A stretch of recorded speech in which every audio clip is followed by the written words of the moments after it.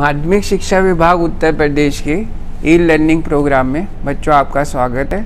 मैं राजीव कुमार, रसायन विज्ञान प्रवक्ता doctor K N. Modi, science and commerce college Modi Nagar Ghaziabad Uttar Pradesh में। आज आपको कक्षा 12 का विषय रसायन विज्ञान का अध्याय 9 उपसंयोजन युग यानी कोऑर्डिनेशन कंपाउंड का भाग 4 समझाएंगे। ठीक है, भाग 3 का जो गृह कार्य दिया था वो आप लोगों को बता रहे हैं। इसमें कुछ IUPAC नेमिंग जो थोड़े डिफरेंट से हैं, अलग से हैं, वो थोड़े आपको एक बार समझा देते हैं, थोड़ा ध्यान देना। जैसे पहले ही बताते हैं, टेट्रा हाइड्रोक्सो जिंकेट सेकंड। ठीक है, तो जिंकेट AT लग रहा है, इसका मतलब कॉम्प्लेक्स जो है वो रिनाइनिक है। तो Zn तो सेंट्रल मेटल हो गया, लिगेंड्स हो गए OH, वो भी 4 हैं, तो ZnOH4 और कोऑर्डिनेशन स्पेयर लगाएंगे बड़ा ब्रैकेट और ऊपर लिखेंगे चार्ज 2+, तो वो हो जाएगा ZnOH4 और बड़ा ब्रैकेट यानी कोऑर्डिनेशन स्पेयर और 2+, ये हो जाएगा। दूसरा है पोटेशियम टेट्राक्लोराइडो, पैलेडिएट सेकंड, तो ये भी रिनाइनिक कॉम्प्लेक्स है क्योंकि मेटल के साथ पैलेडियम के साथ ATE आ रहा है।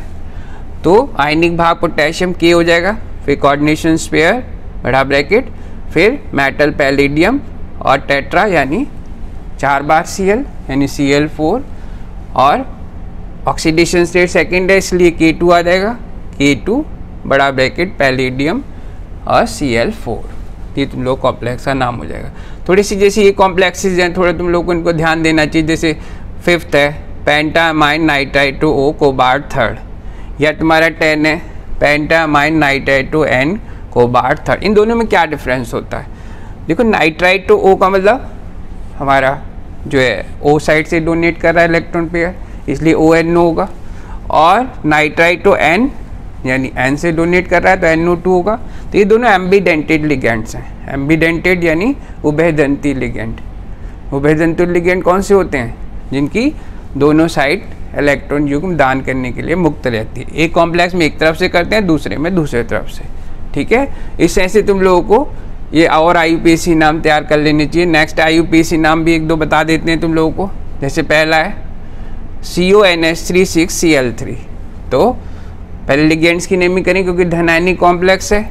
हेक्सामाइन कोबाल्ट ऑक्सीडेशन स्टेट 3rd है, हेक्सामाइन कोबाल्ट 3rd क्लोराइड। ठीक है, ऐसे सेकंड देखो PTNH32Cl CH3NH2Cl, सेंट्रल मेटल वही प्लेटिनम है और कॉम्प्लेक्स भाग वही धनायनिक है। ठीक है, तो क्या नाम पढ़ेंगे? डाईअमाइन क्लोराइडो मीथेनेमाइन प्लैटिनम। ठीक है, और ऑक्सीडेशन स्टेट कौन सी आएगी? 2nd chloride.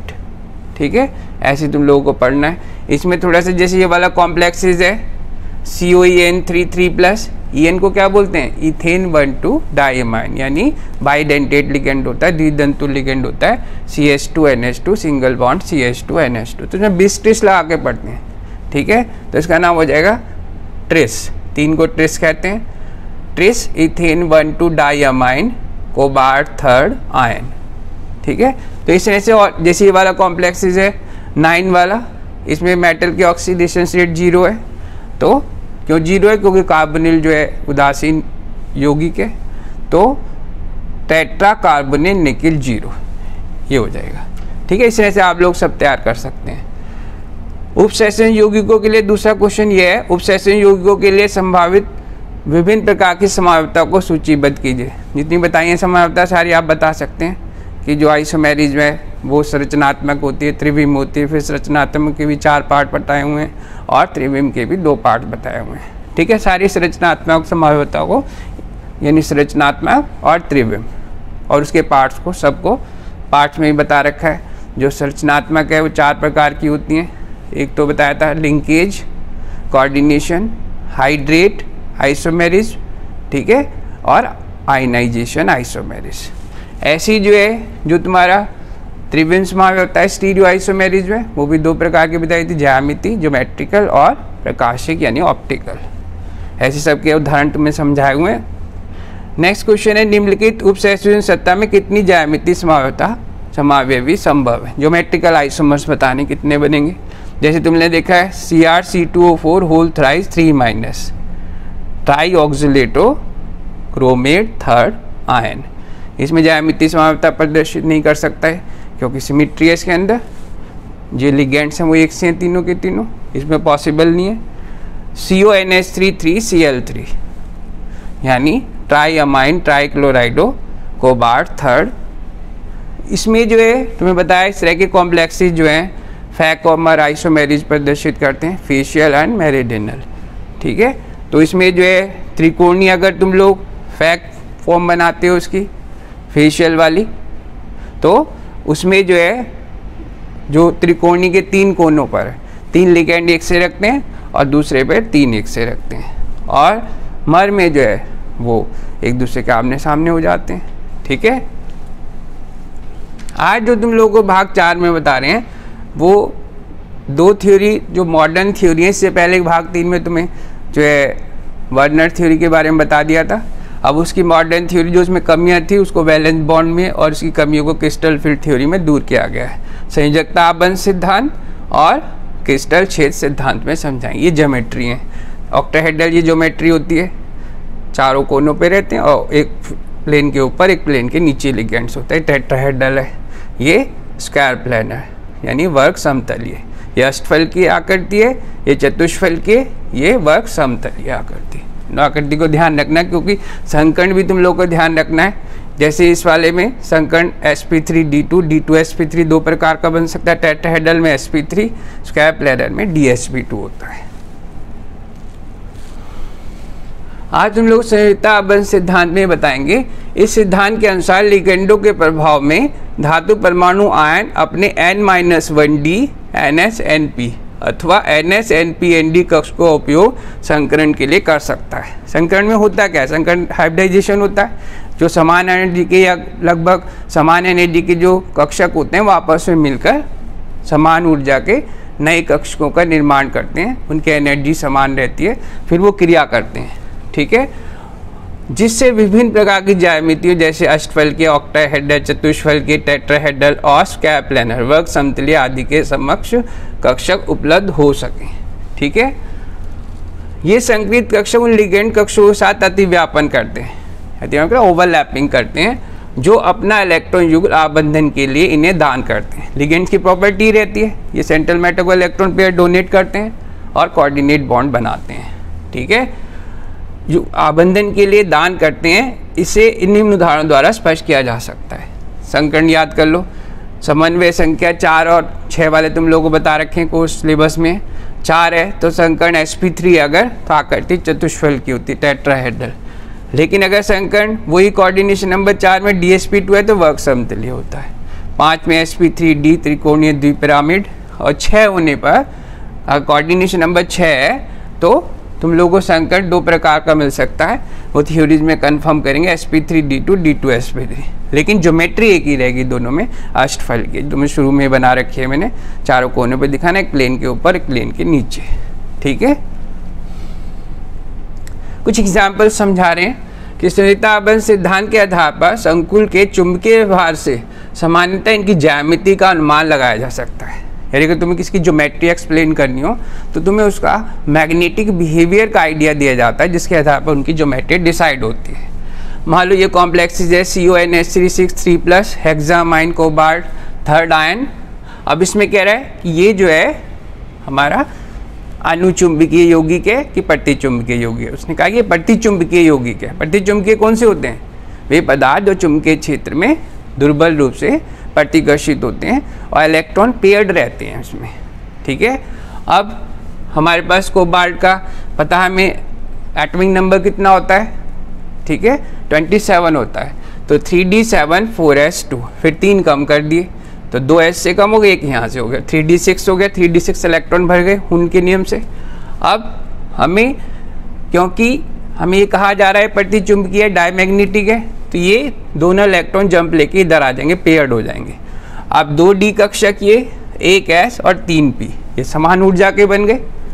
ठीक है, और समान ऊर्जा के बनने से लिगेंड तुरंत उनको जो है इलेक्ट्रॉन पेयर डोनेट करते हैं, तो 6 लिगेंड 6 पेयर डोनेट करेंगे और बॉन्डिंग हो जाएगी और संकरण हो जाएगा d2sp3। ऐसे कॉम्प्लेक्सेस में जिसमें d अंदर का यूज होता है उन्हें इनर कॉम्प्लेक्सेस बोलते हैं, ठीक है। और दूसरा नाम लो स्पिन कॉम्प्लेक्सेस भी कहते हैं इनको निम्न पृथक्करण संकुल, ठीक है।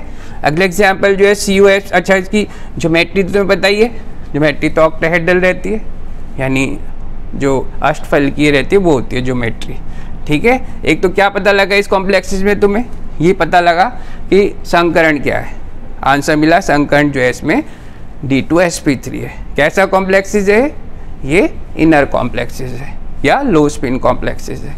और क्या पता लगा कि ये प्रतिचुंबकीय है, डायमैग्नेटिक है, क्योंकि सारे पेयर्ड इलेक्ट्रॉन्स हैं। और ज्योमेट्री पता लगी कैसी है? अष्टफलकीय ज्योमेट्री है, ठीक है। दूसरे एग्जाम्पल COF6 है जिसमें संकरण sp3d2 है, ये आउटर कॉम्प्लेक्सेस होता है, हाई स्पिन कॉम्प्लेक्सेस भी कह सकते हैं इसे, ठीक है। ये भी एग्जाम्पल ऐसे समझ सकते हो, सेम CO3+ में वही सेम 3d6 आ गया। फिर अब इसमें देख सकते हो तुम लोग, इसमें मेंशन है कि ये यौगिक जो है अनुचुंबकीय है, पैरामैग्नेटिक है। पैरामैग्नेटिक कौन से होते हैं? Those substance which are weakly attracted by magnetic field, जो सब्सटेंस जो है चुंबकीय क्षेत्र में दुर्बल रूप से आकर्षित होते हैं और अनपेयर्ड इलेक्ट्रॉन की वजह से होता है। तो ये अनपेयर्ड इलेक्ट्रॉन दिए हुए हैं, इससे पता लग रहा है इस यौगिक की जो प्रवृत्ति है वो अनुचुंबकीय है। तो ये इलेक्ट्रॉन एजिटी रहेंगे, 4 अनपेयर्ड इलेक्ट्रॉन। अब बाहर वाले डी यूज होंगे हाइब्रिडाइजेशन में, तो 1 S 3 P और 2 D यूज होंगे, समान ऊर्जा के बन जाएंगे, लिगेंड इलेक्ट्रॉन पेयर डोनेट करेंगे और कोऑर्डिनेट बॉन्ड बना लेंगे, ठीक है। तो ये वाले कॉम्प्लेक्सेस में हाइब्रिडाइजेशन होगा, D2 sp3 की जगह ये हो जाएगा sp3d2, ठीक है। कैसा होगा हाइब्रिडाइजेशन? sp3d2, आउटर कॉम्प्लेक्सेस हो जाएंगे, ठीक है। आउटर कॉम्प्लेक्सेस यानी इनको हम लोग हाई स्पिन कॉम्प्लेक्सेस भी कह सकते हैं। ऐसे आप कोऑर्डिनेशन नंबर 4 में समझा सकते हैं। 4 में बताया संकरण 2 प्रकार का रहता है, DSP2 sp3। DSP2 square planar यानी वर्ग समतलीय, और sp3 होता है तो टेट्राहेड्रल। अब जैसे NiCO4 का NiCl4 के इनको समझाया हुआ है, ऑक्सीकरण अवस्था 2s में और NiCO4 में 0 है।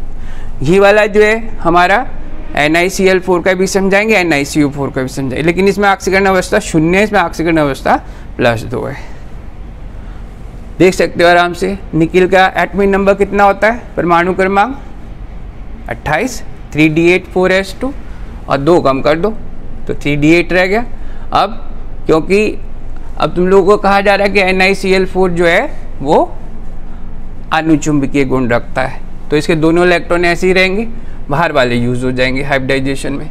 तो 4Cl 1 S में और 3 P में डोनेट करेगा, जिसके कारण संकरण sp3 और ज्योमेट्री टेट्राहेड्रल चतुष्फलकीय हो जाएगी और यौगिक होगा पैरामैग्नेटिक यानी अनुचुंबकीय। ऐसे ही तुम लोग देख सकते हो NiCN4 एग्जाम में बहुत ज़्यादा आता है, NiCN4 वही ऑक्सीडेशन स्टेट 2 है, लेकिन इसमें कहा जा रहा है कि वो प्रतिचुंबकीय है। प्रतिचुंबकीय होने की वजह से बस सेम वही इलेक्ट्रॉन जंप लेके इधर आ जाए, क्योंकि कोई अनपेयर्ड नहीं है, सारे पेयर्ड हैं।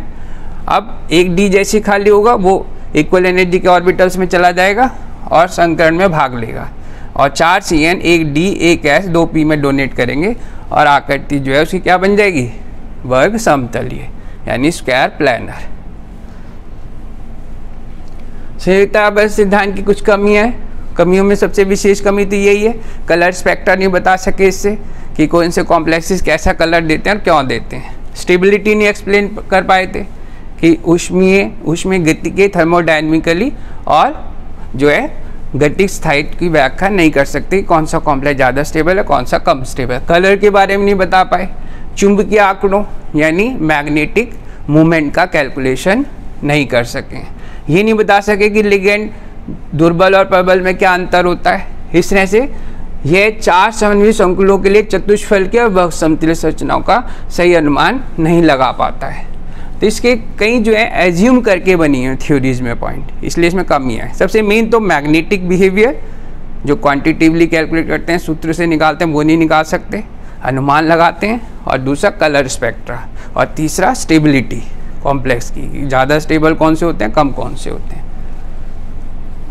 अब नई थ्योरी है ये क्रिस्टल फील्ड थ्योरी, क्रिस्टल क्षेत्र सिद्धांत। इसमें बताया गया है कि उपसेचन यौगिकों में धातु लिगेंड आबंधन पूर्ण आयनिक होते हैं, यानी वो पूर्णता आयनिक होता है, 100% आयनिक होते हैं, जबकि ये कमी रही है। लास्ट में थ्योरी की जो है ड्रॉबैक सिखाएंगे, कमियां सिखाएंगे, तो उसमें यही बात बताएगी कि पूर्ण रूप से आयनिक नहीं होते, जबकि उनमें तो कोऑर्डिनेट बॉन्ड होते हैं। लिगेंड ऋणात्मक आयन या उदासीन अणु होते हैं जिनमें एकांकी इलेक्ट्रॉन युग्म उपस्थित होते हैं। उदासीन लिगेंड का अधिक ऋणात्मक ध्रुव धातु आयन की ओर होता है और ऋणात्मक लिगेंड बिंदु आवेश की तरह काम करता है और उदासीन लिगेंड बिंदु द्विध्रुव की तरह।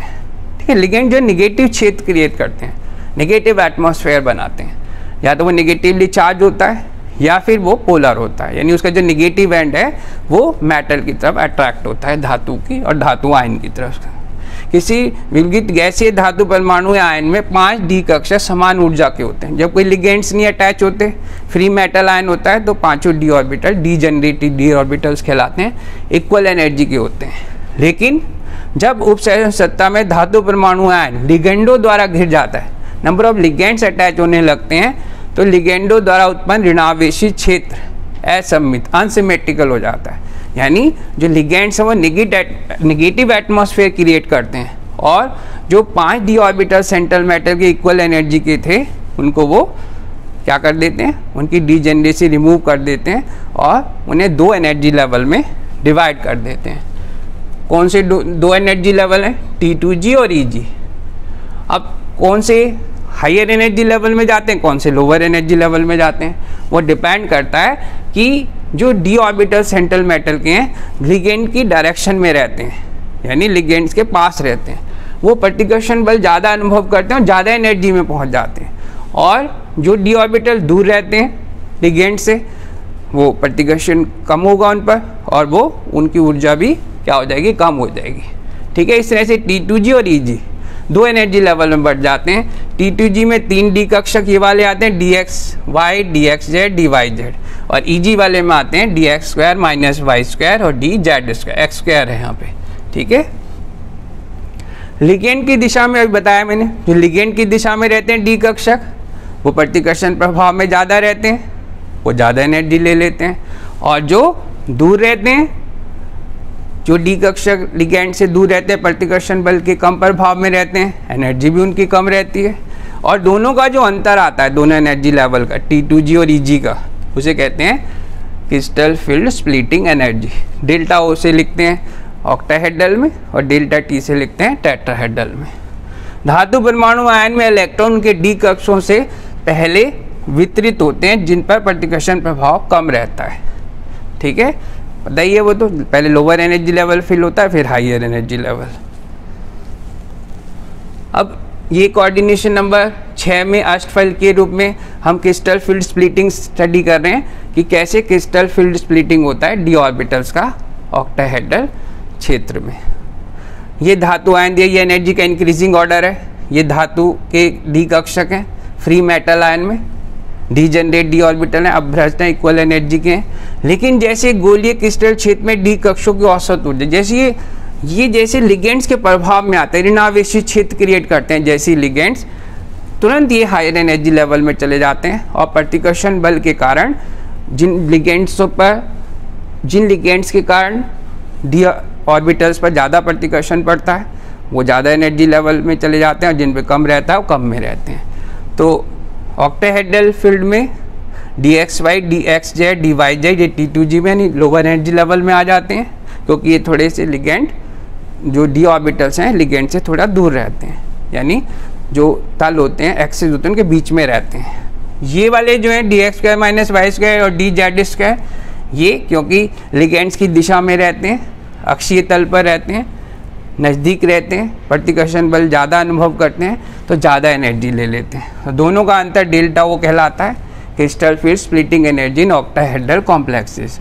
ऊपर वाला 6dq होता है, नीचे वाला 4dq, टोटल मिला के 10dq होता है। बहुत इंपॉर्टेंट है, बहुत बार बोर्ड में भी आ जाता है, क्रिस्टल फील्ड स्प्लिटिंग शो करो अष्टफलकीय संकुल यौगिकों में। तुम्हें डायग्राम बनाना है बिल्कुल सेम, एनर्जी का इंक्रीजिंग ऑर्डर सब दिखाना है। स्पेक्ट्रोकेमिकल सीरीज क्या होती है? लिगेंडों को उनकी क्षेत्र प्रबलता के आधार पर बढ़ते क्रम में रखना स्पेक्ट्रोकेमिकल श्रेणी कहलाती है। CO, CN-, EN, NH3 ये सारे प्रबल क्षेत्र लिगेंड होते हैं, जबकि और जितने भी हैं ये दुर्बल क्षेत्र लिगेंड है। तुम लोगों को सीरीज याद करनी है बहुत अच्छे से। एक उदाहरण समझा रहे हैं, जैसे D1, D2, D3, इनमें तो कोई एग्जाम्पल अगर ऑक्टाहेड्रल में समझाएं तो सीधे सीधे पहले T2G में फिल होंगे इलेक्ट्रॉन। D1 है तो 1 होगा, 1 अनपेयर्ड होगा, D2 होगा 2 होंगे, D3 होगा तो 3 होंगे। ये तुम लोग को अष्टफलकीय में समझा। लेकिन जब D4 आ जाता है, D4 में ये रहता है कि अब हम जो चारों इलेक्ट्रॉन है वो नीचे वाले T2G में 3 d ऑर्बिटल में फिल करें या फिर एक ऊपर भी जाए। कहने का मतलब कि हुन्स रूल के कौन पालन करते हैं, कौन नहीं पालन करते। अब ये समझाया गया है कि इसका रिलेशन डेल्टा O का रिलेशन P से रहता है। P यानी युग्मन ऊर्जा, P एक कक्षक में इलेक्ट्रॉन युग्मन के लिए आवश्यक ऊर्जा है। जब इनकी तुलना करते हैं, जब आइडिया लगता है कि लिगेंड्स कैसा है, वो प्रबल क्षेत्र वाला है कि दुर्बल क्षेत्र वाला, तो डेल्टा O P से कम है तो इसका मतलब लेस देन P है, तो लिगेंड हमारा जो है कैसा होगा, दुर्बल क्षेत्र का होगा। और कॉम्प्लेक्स कैसा बनेगा, हाई स्पिन। और तीनों इलेक्ट्रॉन जो हैं पहले नीचे आएंगे एक एक करके और चौथा इलेक्ट्रॉन ऊपर जाएगा। और कॉन्फ़िगरेशन ये आएगा, इसका अभिविन्यास T2G3 लेकिन जैसे डेल्टा O का मान P से ज़्यादा हो जाएगा, अब जब ज़्यादा हो गया क्रिस्टल फील्ड स्प्लिटिंग एनर्जी का पेयरिंग एनर्जी से, तो उस टाइम पे लिगेंड हो गया प्रबल क्षेत्र और वो हुन्स के नियम का पालन नहीं करते हैं, तो नीचे जो DXY, DYZ, DZX है उनमें भरेंगे इलेक्ट्रॉन। पहले फुल होंगे, उसमें 6 तक फुल हो सकते हैं मैक्सिमम, तो 4 नीचे ही आ जाएंगे, ऊपर एक भी इलेक्ट्रॉन नहीं जाएगा। ऐसी D4 और D7 के लिए समझा सकते हैं। D4 से D7 के लिए भी सेम यही है। मुझे बताओ D5 के लिए अगर करना हो तो क्या होगा, अगर लिगेंड स्ट्रॉन्ग फील्ड है तो क्या होगा, पाँचों के पाँचों इलेक्ट्रॉन T2G में आ जाएंगे। और वीक फील्ड होगा तो क्या होगा, T2G में 3 आएंगे और EG में 2 आएंगे। D5 है, D6 है, सबका एक D4 जिसने समझ लिया बच्चे ने, हम लोग D5, D6, D7 सब कर सकता है। क्यों, बस केवल लिगेंड तुम लोगों को याद करने हैं कि प्रबल क्षेत्र लिगेंड कौन से हैं, CO, CN-, EN, NH3। ये हमेशा पेयरिंग करते हैं, इनकी टेंडेंसी पेयरिंग करने की होती है, हुन्स के नियम का पालन नहीं करते, इसलिए पहले लोअर एनर्जी लेवल फिल होते हैं। और अगर वीक फील्ड लिगेंड है तो हुन्स के रूल का पालन करते हैं, तो एक एक फिल होगा पहले, नीचे 3 में भी और ऊपर 2 में, फिर पेयरिंग स्टार्ट होगी। ये जो है कोऑर्डिनेशन नंबर 4 में बस उल्टा हो जाता है उसका, और क्रिस्टल फील्ड स्प्लिटिंग एनर्जी का मान भी थोड़ा कम आता है। इसमें जो है जो उसमें लोअर एनर्जी लेवल में थे डी ऑर्बिटल्स, वो हायर में चले जाते हैं, जो हायर में है वो लोअर में आ जाते हैं। लेकिन डेल्टा टी की वैल्यू वही 10dq रहती है, लेकिन ऊपर की 4dq, नीचे की 6dq होती है। और दोनों में रिलेशनशिप ये delta T equal to 4/9 delta O, ठीक है।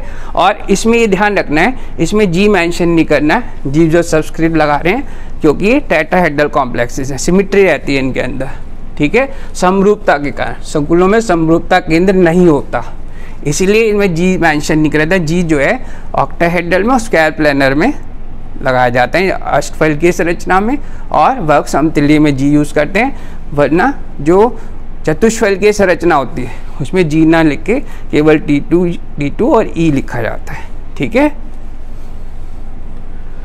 क्रिस्टल क्षेत्र सिद्धांत के अनुप्रयोग वही बताया जो VBT में बताया था, कमी रही थी, कलर स्पेक्ट्रा एक्सप्लेन नहीं कर पाए थे VBT से, संयोजकता आबंध सिद्धांत से, वो क्रिस्टल फील्ड थ्योरी से किया जा सकता है। जैसे TiS2O6 3+ है, इसको देखें अगर, इसका जो कलर आता है बैंगनी रंग, वॉयलेट कलर जो आता है, वो अनपेयर्ड इलेक्ट्रॉन की वजह से होता है। यानी अगर टाइटेनियम का हम एटॉमिक नंबर देखें तो कितना होता है एटॉमिक नंबर टाइटेनियम 22, ठीक है।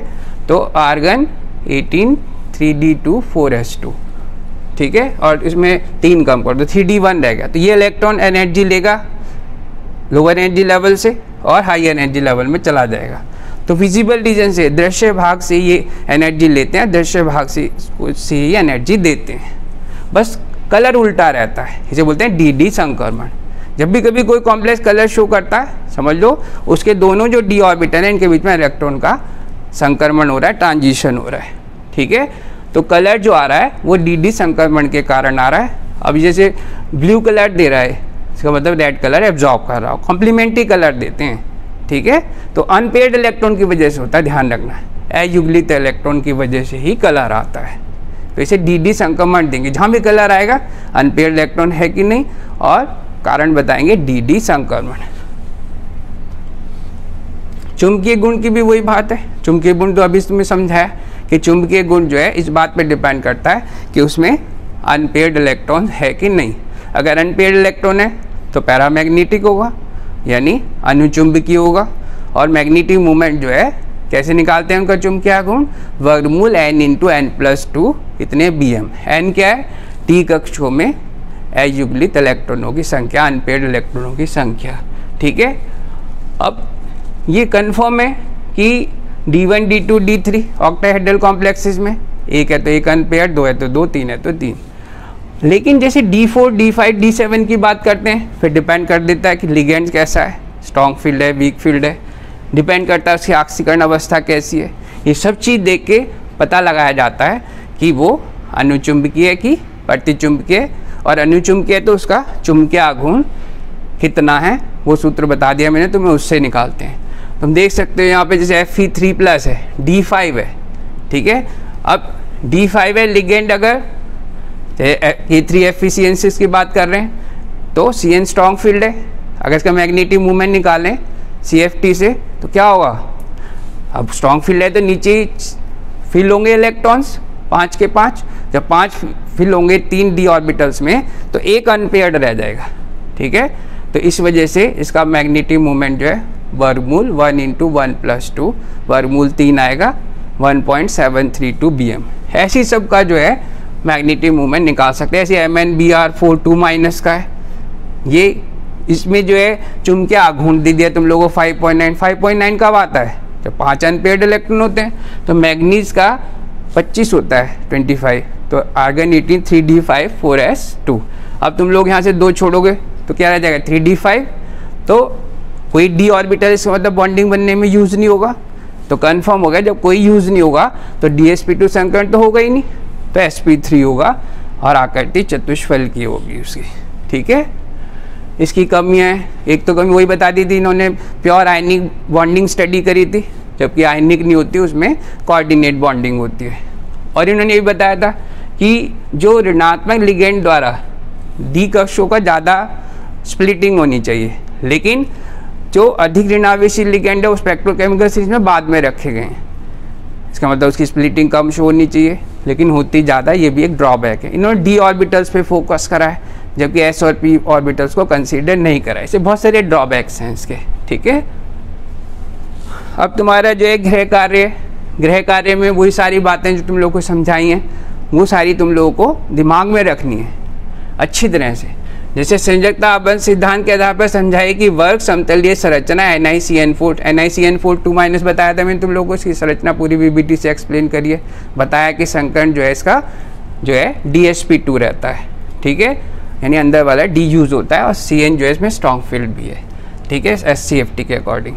प्रतिचुंबकीय, तो अब तुम्हें पता लग ही गया, जब प्रतिचुंबकीय है तो कन्फर्म है कि सारे पेयर्ड हैं, तो इसका मतलब एक D खाली है, तो DsP2 संकरण की वजह से ये प्रतिचुंबकीय गुण बनता है। NiCl4 2- का भी समझा रखा है।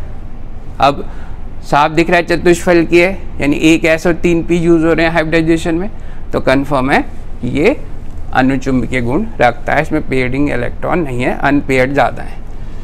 ऐसे NiCl4 2- NiCO4 ये दोनों भी समझा थे, दोनों में हाइब्रिडेशन sp3 है, लेकिन क्योंकि ये अनुचुंबकीय है और ये प्रतिचुंबकीय, मतलब इसमें अनपेयर्ड इलेक्ट्रॉन्स हैं, क्योंकि Cl जो है वीक फील्ड लिगेंड है और CO जो है स्ट्रॉन्ग फील्ड लिगेंड है। ठीक है, ऐसी FeS2O6 3+, सारा फोकस इसी बात पे रहता है कि वीक फील्ड है कि स्ट्रॉन्ग फील्ड है। ऐसे तुम लोगों को जो समझाए हैं सारे ये अच्छे से तैयार करना। PtCN4 2-, इसका 5d9 और 6s1 होता है, तो तुम इसके जो है 2 इलेक्ट्रॉन जब छोड़ोगे तो कितना रह जाएगा 5d8 रह जाएगा। तो सारे युग्लित हैं स्ट्रॉन्ग फील्ड की वजह से, तो इसमें अयुग्लित इलेक्ट्रॉन क्या होंगे, नहीं होंगे, क्योंकि सारे पेयर्ड हैं। ये वाला तुम्हें बता ही दिया। हेक्सा एक्वा मैग्नीज सेकेंड और हेक्सा साइनो आयन थर्ड, ये थर्ड है। ठीक है, तो इसमें देख सकते हो तुम लोग कि इसमें 5 अयुग्लित होते हैं, इसमें 1 अयुग्लित होता है। ओके।